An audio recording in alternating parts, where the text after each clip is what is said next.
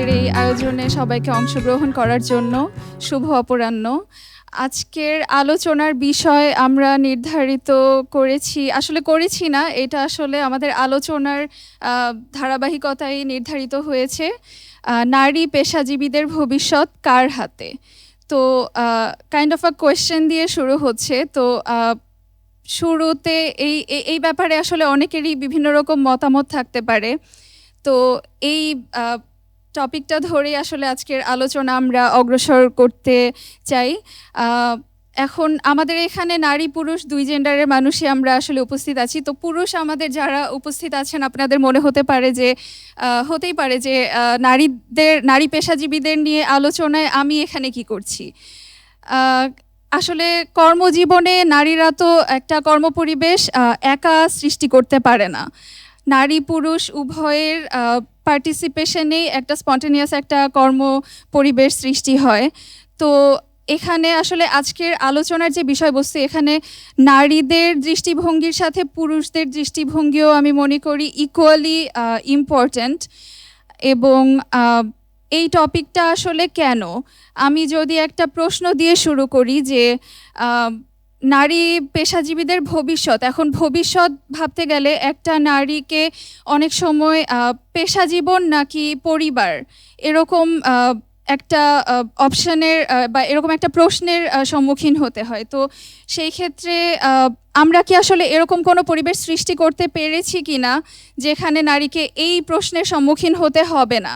পেশাজীবন এবং ব্যক্তিগত জীবন মানে একইভাবে এগিয়ে যাবে, এই রকম একটা কর্মপরিবেশ আমরা আসলে সৃষ্টি করতে পেরেছি কিনা, কিংবা ওভারঅল একটা সামাজিক সিনারিও আমরা সৃষ্টি করতে পেরেছি কিনা, এটা আমার একটা প্রশ্ন রইল সবার কাছে। এরপর এটাও মনে হতে পারে আসলে যে আজকের এই টপিকের মাধ্যমে নারী পেশাজীবীদের ভবিষ্যৎ কার হাতে। এখন এটা কি আমরা আসলে একটা প্রবলেমের তালিকা করতে চাইছি নাকি সমাধান খুঁজছি একদিনের আলোচনায়? ব্যাপারটা আসলে আমার মনে হয় এরকম কিছু না। আমরা চাই যে এই বিষয়ে আলোচনার মাধ্যমে সবাই একটা প্রভোকিং একটা আলোচনা হোক। সবাই যদি একটা নতুন চিন্তা ভাবনা বা নতুন একটা আইডিয়া আসে আমাদের আজকের আলোচনার ভেতর দিয়ে, তাহলে আমার মনে হয় এই আজকের এই আলোচনাটা সার্থক হবে। তো সবাইকে অসংখ্য ধন্যবাদ আজকে আসার জন্য। আমি আজকে আমাদের প্রধান স্থপতি এনামুল করিম নির্ঝর স্যারকে দিয়ে আজকের আলোচনাটা শুরু করতে চাচ্ছি। Sir please. আমি যেসব প্রফেশন নিয়ে কাজ করি তাতে একটা পার্টিসিপেটরি ব্যাপার আছে, আমাকে লাগে, প্রচুর সহকর্মী লাগে। তো এইটাতে আমরা একটা পর্যায়ে সিদ্ধান্ত নিলাম দুইটা। একটা হচ্ছে একদম তরুণতম পেশাজীবীদের আমন্ত্রণ জানাবো, আর নারী পেশাজীবীদের সংখ্যা বাড়াবো। দেখা গেল অদ্ভুত একটা সব জিনিস দেখা গেল, যেটা আগেও দেখেছি অবশ্য, যে বিশেষ করে আর্কিটেক্টদের মধ্যে দেখি যে ওরা জয়েন করে, তারপর কিছুদিন পরে বলে যে আমার বিয়ে হয়ে যাচ্ছে, তারপরে বলে একটা কি চলে যাবে, তারপর হারিয়ে যায়। আমার কাছে মনে হয় একটা সময় যে আমি ওদের পিছনে যে সময়টা দিই, ওদেরকে কাজ শেখানোর পেছনে বা গাইড করার পেছনে, এটা মানে অপচয় ছাড়া কিছুই না। এবং এখন আমাদের সংখ্যা আরও বেড়ে গেছে, আরও দেখতে চাই যে আসলে কোথায় যায় বিষয়টা। তো এখন আর্কিটেকচারের মতো একটা প্রফেশনে যেহেতু এত ছাত্রছাত্রী লেখাপড়া করে এবং আলটিমেটলি আমাদের দেশের জনসংখ্যা তো কম না, তো এটা নিয়ে আসলে কাদের সাথে কথা বলবো? ওদের সাথে কথা বললে ওরা তেমন কিছু বলতে চায় না, বলতে পারে না। তাসনুবাকে ধন্যবাদ যে তুমি অ্যাটলিস্ট অনেক কিছু আজকে বললাম, যদি আমার সামনে বলো না, কিন্তু পাবলিকলি বলেছে, খুব ভালো। হ্যাঁ, কিন্তু বলতেও চায় না যে সমস্যাটা কোথায়। এখন আমার কাছে যেটা মনে হয় যে আসলে এই জিনিসটা নিয়ে আসলে আমরা এই যে আড্ডাবাজি করি বা যাই করি না কেন, এটা এসেছে কোত্থেকে?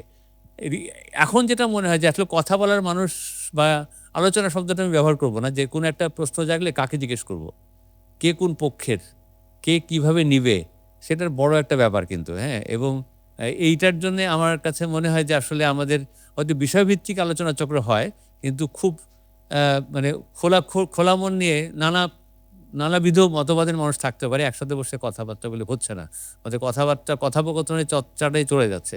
তা আমরা যেহেতু এখানে, আমার একটা অনেক দিনের স্বপ্ন এবং আমি চেষ্টা চালিয়ে যাচ্ছি আমার সহকর্মীদের নিয়ে, যে একটা মানে বহুমুখী পেশার একটা প্রতিষ্ঠান বানাতে, যেখানে আর্কিটেকচারের প্রফেশনের মানুষরা কাজ করবে, সিনেমার মানুষ কাজ করবে, মিউজিকের মানুষ কাজ করবে, আরও যেগুলো মানে কালচারাল প্রফেশন হতে পারে সেগুলোর কাজ করবে। যদি হবে কিনা জানি না, বাট আমি চেষ্টা করতে চাই শেষ পর্যন্ত।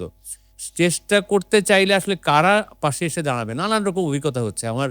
মানে সত্যি কথা যদি বলি, আর্কিটেকচার প্রফেশনে যেহেতু আমি নিজে সরাসরি আছি, এখানে আমার একটা আমি তাও সামলে নিতে পারি। অন্যগুলোতে খুবই সমস্যা হয়, কারণ এগুলোর উপরে আমি আর্থিকভাবে একেবারেই ডিপেন্ডেন্ট না।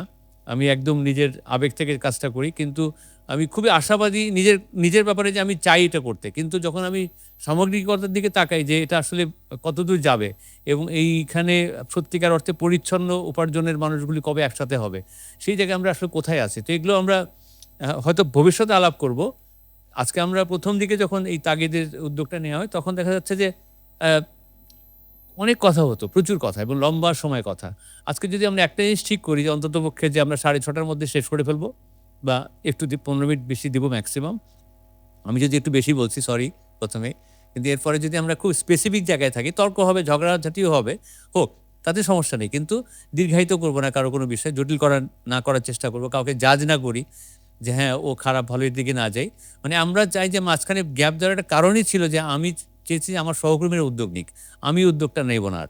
আমি সবাইকে ডাকবো, আমার পরিচিত মানুষদেরকে। তো সেটা তারপরে কেমন হবে? ওনারা কথা বলবে, ওরা শুনবে। এটা তো একটা ওই আগের মতোই একটা জিনিস হচ্ছে। এটা করার কোনো মানে, এটার মধ্যে নতুন কিছু অ্যাচিভ হবে না। আমি আজকে যেহেতু আমাদের সহকর্মীদেরকে বলেছি, ওদেরকে ধন্যবাদ। এরপরে হয়তো আমাদের প্রফেশন বা অন্য প্রফেশনাল ইয়াঙ্গার যারা মানে সহকর্মী, তাদেরকেও আমরা ইনভাইট করব। আমার পরিচয়টা একটু দেই। আহ, আমি নাইমা কায়েস। আমি লাস্ট 8 ইয়ার্স আমি ব্যাংকার ছিলাম। তার আগে আমি ডেভেলপমেন্ট ফিল্ডে কাজ করেছি, এডুকেশনে কাজ করেছি, আর কনসালটেন্সিও করেছি। তার রাইট নাও আমি কিছুই করছি না, কিন্তু আবার সবই করছি। আসলে আমাদের হচ্ছে, আমরা যতই বলি যে পেশাজীবী মহিলাদেরকে, বিশেষ করে মহিলাদের, their job does not stop in the office. They have a second job at home, বাসায়। হ্যাঁ, কারণ এক্সপেকটেশনটা সমাজের হচ্ছে যে সে মা বা স্ত্রী, সে যতই ব্যস্ত থাকুক ব্যাংকে বা হচ্ছে অন্যান্য অফিসে, সে বাসায় গিয়ে রান্না করবে। তা এইটা দিয়ে জাস্ট বলতে চাচ্ছি, অন্যরা আরও বলবে, আশা করি তাদেরও অনেক কিছু বলার আছে। তা ওইটাই যে আমাদের আসলে হচ্ছে ইয়েতে সীমিত না, আমাদের অফিসে বা এসে আমাদের সীমিত না আমাদের কাজগুলি। আমাদের অনেক বেশি দায়িত্ব, অনেক বেশি এক্সপেকটেশন সমাজ থেকে আর কি, হ্যাঁ, মহিলাদের সম্বন্ধে। যত না আমরা পুরুষ মানুষকে এক্সপেক্ট করি যে বাসায় হেল্প করবে বা বাসায় ওইভাবে বাবা বা ভাই বা বোন, মানে ভাই বা কি মামা বা ইয়ে হিসেবে যত দায়িত্ব নিবে, সেটা কিন্তু আমরা ঠিক পুরুষ মানুষদের বেলায় খুব একটা ইয়ে করি না, প্রেশার দিই না। কিন্তু আমার মনে হয় যে একটা মানসিক একটা চাপ থাকে মহিলাদের, সেটা নিয়ে তাদের কাজ করতে হয়। ধন্যবাদ আপা। আমার নাম কিজি তাহনিন। আমি পেশায় উন্নয়ন কর্মী। আমি ইউনেস্কো বাংলাদেশের সংস্কৃতি বিষয়ক প্রধান হিসেবে কাজ করি, পাশে লেখালেখি করি, যেটা আমার আরেকটি পরিচয়। আমি আসলে এত কৌতূহলী হয়ে গেলাম যখন আমাকে টপিকটা পাঠানো হলো, এবং এত বিক্ষিপ্ত ভাবনা একসাথে আসলে মালা গাচ্ছিলাম যে কোথা থেকে শুরু করব, কোথায় যে শেষ করব। কারণ নির্ঝর ভাই যেটা বললেন, আরো শত শত এমন বৈঠকের পরে যে হয়তো কোনো একটা ভাবনার জায়গায় তৈরি হবে, যেটা আমাদেরকে মানসিক একটা মনস্তাত্ত্বিক জায়গায় একটা বদলের চেষ্টা করলেও করতে পারে। আমরা যখনই নারীর ক্ষমতা নিয়ে কথা বলি না, তখন এবং বিশেষ করে আমরা সাহিত্য নিয়ে কথা বলি, তখন আমরা সবসময় ভার্জিনিয়া উলফের একটা উক্তি খুব সবসময় বলি যে a woman needs money and a room of her own if she wants to write fiction. কিন্তু এটা কি সব কর্মজীবী মানুষের জন্য, নারীর জন্য সত্যি না? এটা কি যে কোনো নারীর জন্য সত্যি না? তবে আমার মনে হয় যদি ভার্জিনিয়া উলফ 100 বছর পরে আজ এসে বলতেন, উনি আরেকটু অন্যরকম করে বলতেন। একটা রুম মানে তো একটা শুধু কক্ষ নয়, একটা রুম মানে একটা স্পেস, একটা ক্ষেত্র, একটা জায়গা। আর মানি মানে তো শুধু অর্থ নয়, অর্থনৈতিক স্বাধীনতা। সেটা একটা সংগ্রাম। সেই সংগ্রামটা পার করে আজ আমরা এখানে যারা বসেছি তাদের একটা সংগ্রাম, কিন্তু তার চেয়েও বড় সংগ্রাম সেটাকে মেইনটেইন করে যাওয়া। আমার যে ঘর তৈরি হলো, আমার যে স্পেস তৈরি হলো, সেটাকে আমি আসলে টেকসই করব কিভাবে? আমার যে অর্থনৈতিক স্বাধীনতা তৈরি হলো, সেটাকে আসলে আমি ভবিষ্যতের দিকে নিয়ে যাব কিভাবে? সেটা কি আসলে আমার থাকবে? আহ, এটা খুব ক্লিশে কথা, কিন্তু আমি বলি, কথাটা বললে বুঝতে সহজ হবে। কারণ যখন কাজ করি আশেপাশে পুরুষ সহকর্মী, নারী সহকর্মীদের দেখি, সন্ধ্যার সময় বাড়ি ফিরলে পুরুষ সহকর্মীকে প্রশ্ন করা হয়, তুমি কি ক্লান্ত? আর নারী সহকর্মীকে প্রশ্ন করা হয়, আজ রাতে কি রান্না হবে? এবং এটি আমি আমার নিজের জীবন থেকে বলছি, আমি আশেপাশে দেখে বলছি। এটা আসলে প্রত্যাশার জায়গা। আমরা বারবার নীতির কথা বলি, পলিসি নিয়ে কথা বলি। আমি নিজে পলিসি নিয়ে কাজ করি, কিন্তু পলিসিতে সমস্যা না, কিন্তু সর্ষের ভূতটা কিন্তু সেই প্রত্যাশার মধ্যে লুকিয়ে আছে। প্রত্যাশাটা কার? প্রত্যাশাটা কি সমাজের, পুরুষের? এভাবে কি ঢালাও করে চাপিয়ে দেওয়া যায়? প্রত্যাশাটা কিন্তু নারী নিজের কাঁধে নিজে অনেক বেশি নিয়ে নেয়। আমি একজন নারী হিসেবে এটা স্বীকার করছি। কারণ আমি যখন নারী এবং আমি যখন কর্মজীবী, আমার দুটো জায়গায় নিজেকে প্রমাণ করতে হয়। আমি ভালো কর্মজীবী নারী কিনা এবং আমি ভালো নারী কিনা। এখন আমি ভালো নারী কিভাবে হব?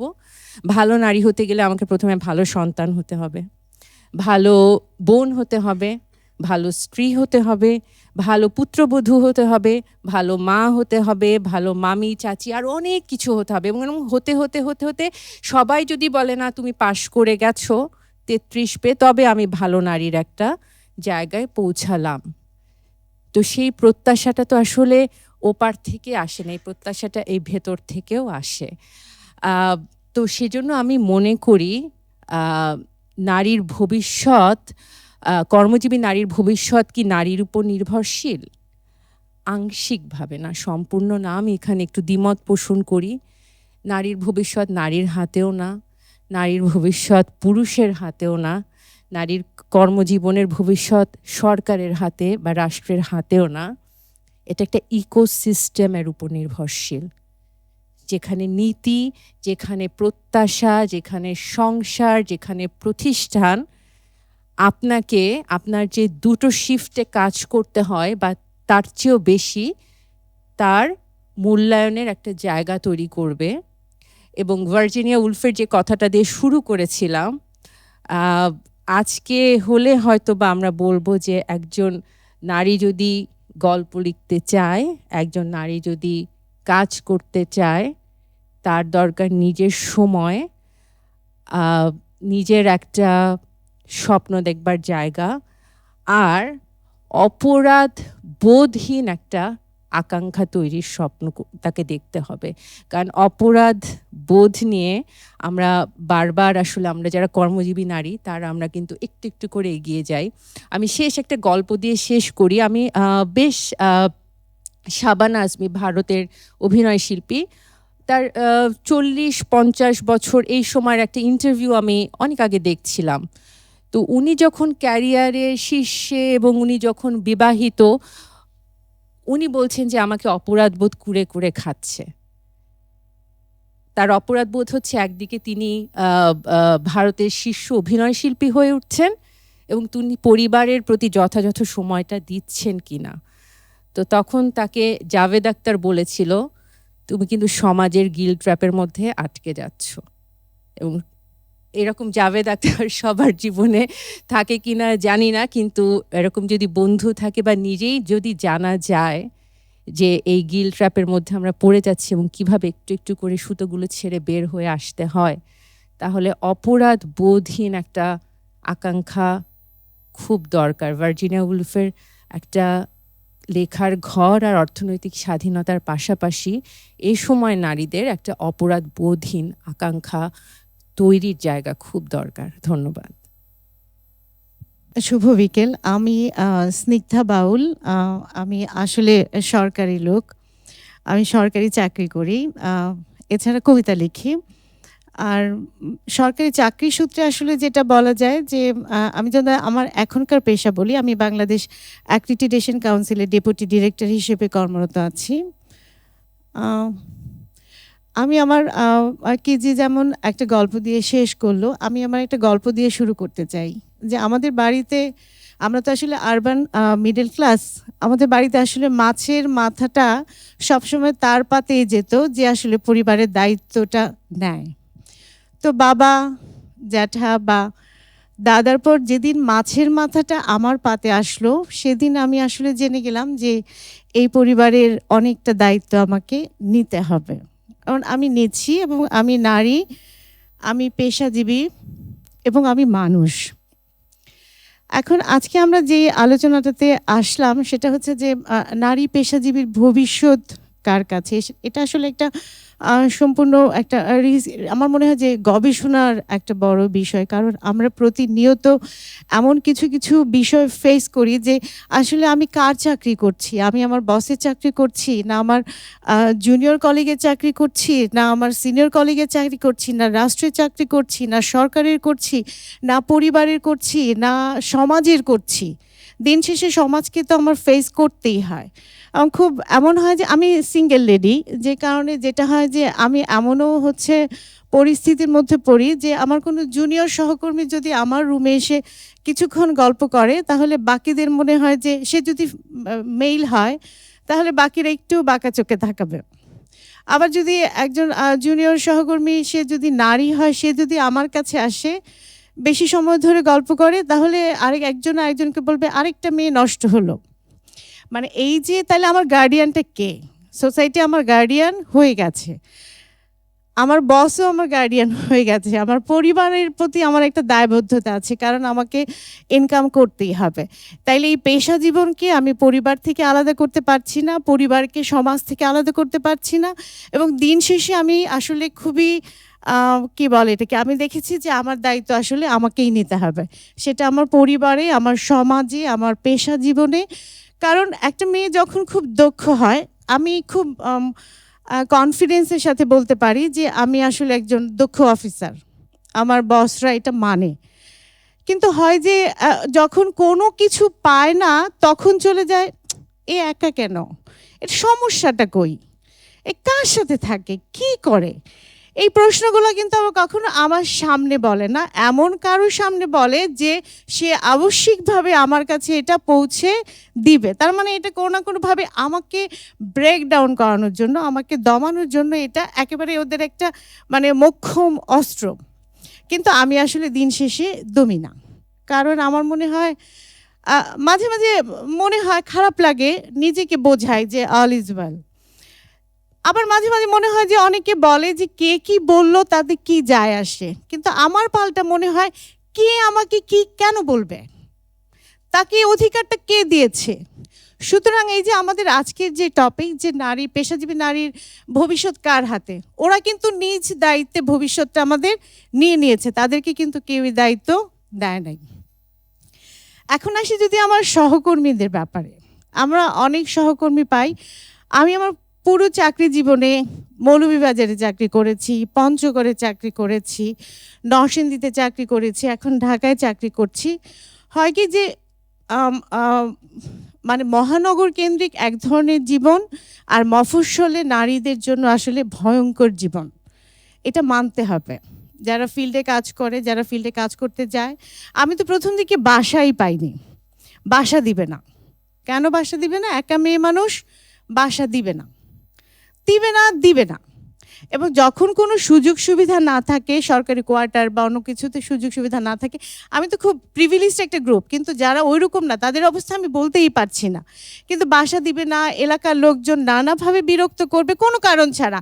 তাদের কিন্তু আমি বাড়া ভাতে ছাইও দেই নাই, দুধ কলাও কিছুই দেই নাই, কিন্তু তারা মনে করছে শুধুমাত্র একজন নারী বলে, এবং একজন নারী যে অর্থ আয় করছে তাকে বিরক্ত করার একটা লিগ্যাল রাইটস সে নিয়েছে। সেটা কোত্থেকে নিয়েছে? সমাজ থেকে, তার পরিবার থেকে, তার ভেতরকার বোধ থেকে, যে সে আমাকে বিরক্ত করতেই পারে, আমার দায়িত্ব সে নিয়েছে। কিন্তু আমি আসলে দিন শেষে এই জায়গাটাতে আমি মানে শেষ করছি যে আমি মানি যে আমার পেশা জীবন, আমার নারী জীবন, আমার মনুষ্য জীবনের দায়িত্ব আমার, এবং আমি নির্ধারিত করব আমি পরবর্তীতে কি করব। ধন্যবাদ সবাইকে।